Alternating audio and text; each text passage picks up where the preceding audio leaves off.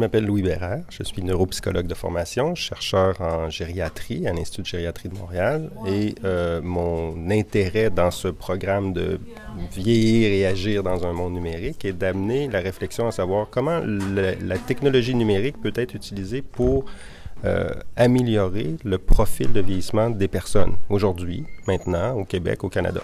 Ce qu'on sait de plus en plus, les études démontrent que le vieillissement comme on le connaît, il n'est pas inéluctable dans la façon dont il se met en place. C'est-à-dire qu'on peut agir sur son vieillissement. On peut mettre en place des styles de vie qui vont avoir un effet bénéfique sur la santé du cerveau, par exemple.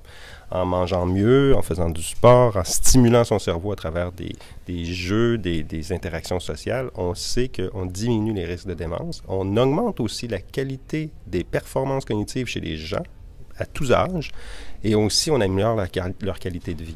Alors, comment s'intègrent les technologies numériques là-dedans? Ça reste encore à démontrer. Il y a très peu d'études, mais les études qu'on voit émerger suggèrent que les utilisations d'iPhone, d'iPad, à travers des applications stimulantes, peuvent favoriser une prise en charge de la personne, de son bien vieillir, en l'amenant à faire plus de sport, en l'amenant à stimuler quotidiennement son cerveau.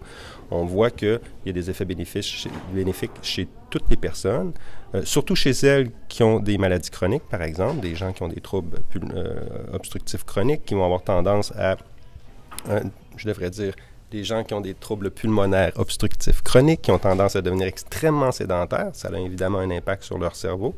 Alors, ces gens-là, en utilisant ça a été démontré, en utilisant des applications sur téléphone intelligent, vont stimuler davantage, vont faire plus d'activité physique et vont montrer une meilleure qualité de vie. Donc, ce sont des exemples émergents. Il faut en démontrer davantage, mais ce sont des exemples qui montrent que l'utilisation des technologies peut favoriser la prise en charge de la personne à travers des principes qu'on connaît efficaces.